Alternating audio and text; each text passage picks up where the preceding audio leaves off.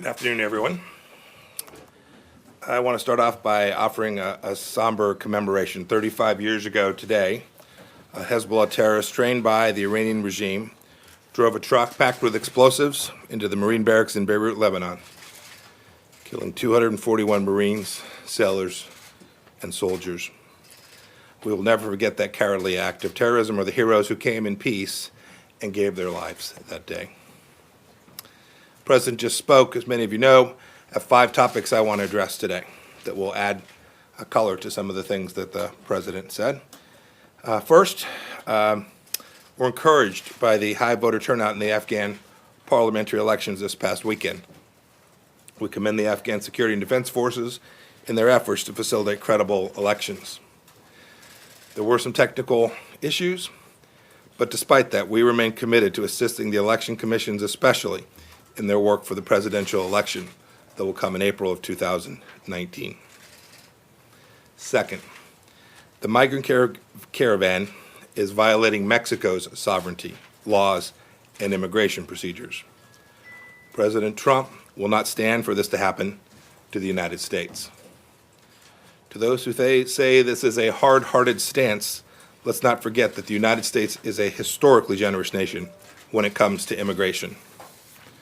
Over 1 million people per year are granted permanent legal status here in the United States.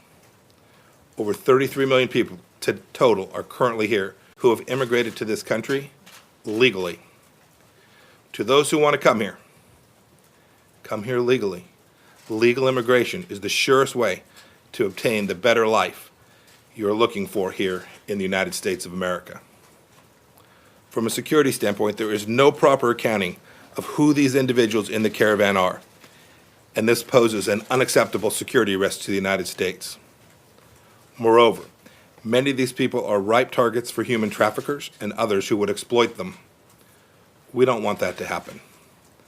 I've spoken twice in the last 2 days to my counterpart, Foreign Secretary Videgaray.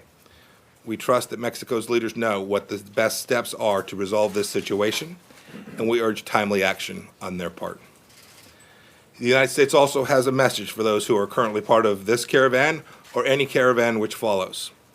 You will not be successful at getting into the United States illegally, no matter what. I repeat, the caravan will not cross our southern border illegally under any circumstances. If you seek to come here, go through the normal refugee process. If you apply for refugee status, a permanent solution is possible in Mexico or in a third country. But I can tell you with certainty, we are determined that illegal entry into the United States from this caravan will not be possible. Third, the State Department will continue to seek all relevant facts, consult with Congress, and work with other nations and work to hold accountable those responsible for the killing of Jamal Khashoggi. The administration is also taking appropriate actions now, given the information currently available to the United States. We have identified at least some of the individuals responsible, including those in the intelligence services, the royal court, the foreign ministry, and other Saudi ministries who we suspect to have been involved in Mr. Khashoggi's death. We are taking appropriate actions, which include revoking visas, entering visa lookouts, and other measures. We are also working with the Treasury Department to review the applicability of global Magnitsky sanctions to those individuals. These penalties will not be the last word on this matter from the United States. We will continue to explore additional measures to hold those responsible accountable. We're making very clear that the United States does not tolerate this kind of ruthless action to silence Mr. Khashoggi, a journalist, through violence. We continue to maintain a strong partnership with the Kingdom of Saudi Arabia. Neither the President nor I am happy with this situation. Our shared strategic interests with Saudi Arabia remain. We continue to view as achievable the twin imperatives of protecting America and holding accountable those responsible for the killing of Mr. Khashoggi. Fourth, last week, a delegation of Cuban diplomats threw a childish temper tantrum at a UN-sponsored gathering. At the UN, it was a meeting highlighting the Cuban regime's intolerance of political opposition and the plight of political prisoners.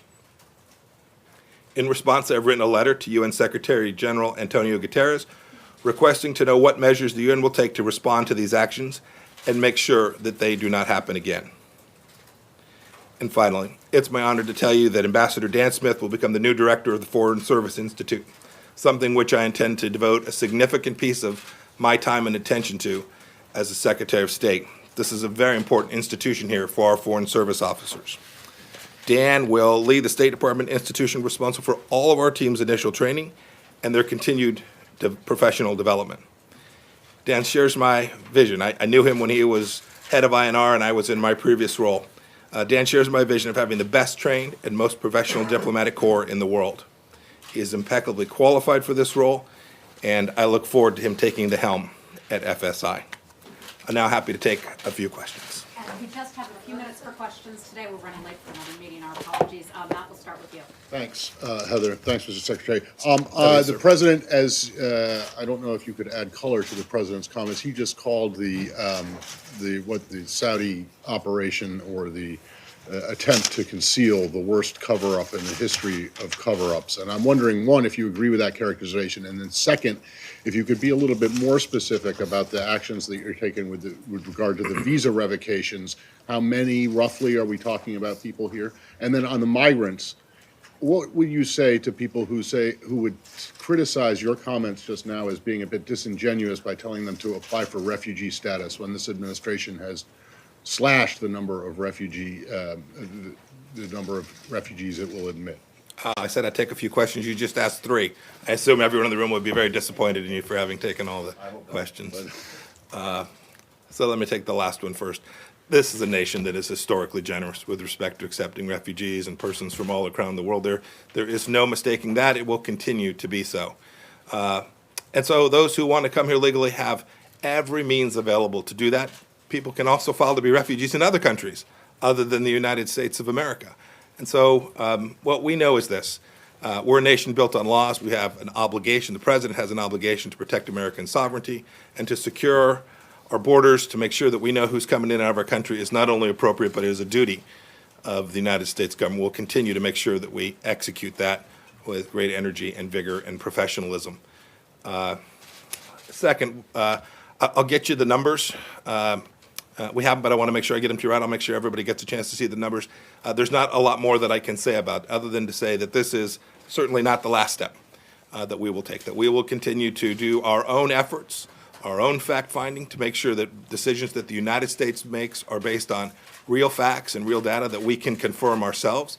We'll certainly take information that comes from other sources, the Turkish intelligence services, the Saudis. We will evaluate that information, validate that information, and form our own judgments about the facts, and then hold those responsible accountable based on the facts that we determine are appropriate. We will work with Congress. I've spoken to our allies around the world. We want to make sure that everyone understands that the United States doesn't believe that the killing of Jamal Khashoggi was anything other than a horrific act, and we hope that we can work together both with Congress and our allies to hold those responsible accountable. Let's go to Nazira. Nazira is from Afghanistan. Thank you very much for that. Mr. Secretary, thank you very much to talk about Afghanistan election. It was really unique things. We are very happy for that. But unfortunately, Pakistan still do something wrong. You know, the incident that General Razik has been killed. Some reports said Pakistan was behind of that action. Do you think that if Pakistan doesn't change their policy, what will be the next action of the United States to Pakistan to change their policy toward Afghanistan? So I had a chance to travel and meet the new leader of Pakistan not too many weeks ago now. We'd made clear that the U.S. Policy with respect to South Central Asia has not changed, that our expectation is that Pakistan will not provide safe harbor to terrorists on their western border. We couldn't have made that message any more clear, and that Pakistan will be held to account if they don't achieve that, if they're not sincere in that effort.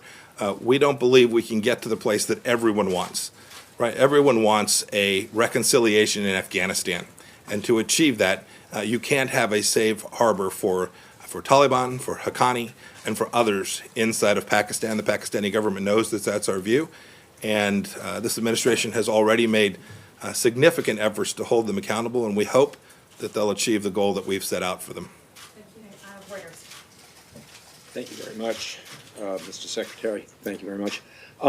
Given the president's comment about the worst cover-up ever, does the Trump administration still have trust and confidence in Crown Prince Mohammed bin Salman as a reliable security partner of the United States, or is there a belief that he might have been part of the cover-up and should temporarily step aside until it can be independently established whether he played a role of any kind in the killing of Mr. Khashoggi?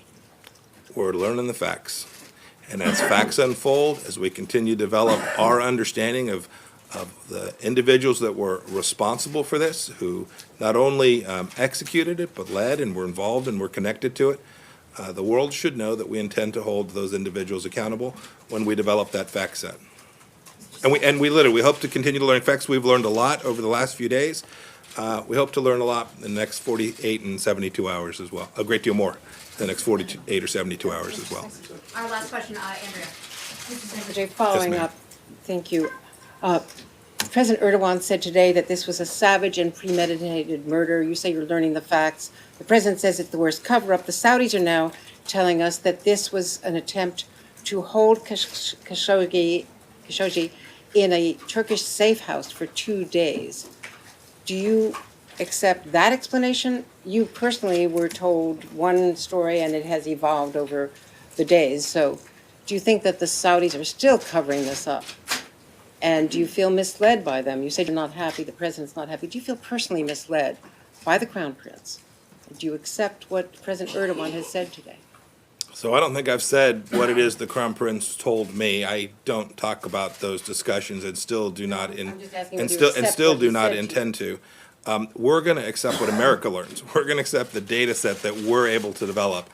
We've got people working all across the world to figure out what we can know, what's knowable, to figure out which facts we can determine to put our own understanding together.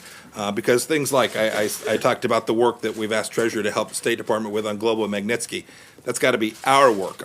We have to develop our own data set on which we have reliable evidence in order to base such a judgment to find someone as having violated U.S. law. So it will be our work to do. We will, as always, in my former role, all source intelligence. So we'll take in all the data set, but we will validate it, we will verify it, we will learn the facts for ourselves. Has Turkey and then we'll. cooperated? Are they giving you Yeah. what you need to know? The Turks have been very cooperative with us, and the Turks have told us that the Saudis have cooperated with them as well. Has any U.S. official heard an audio tape or seen evidence from the Turks? I don't have anything more to share with you about particular data sets. As we do, I assure you, we will continue to keep you informed. As we learn, we will share those facts, and more importantly, you will see the United States hold the persons that we believe should be held accountable, hold them accountable. You can rest assured that President Trump is committed to that. I'll take one more, Heather.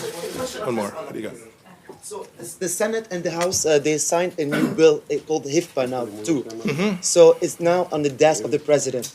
Is the administration expected to sign this bill soon, or before the midterm election, or after?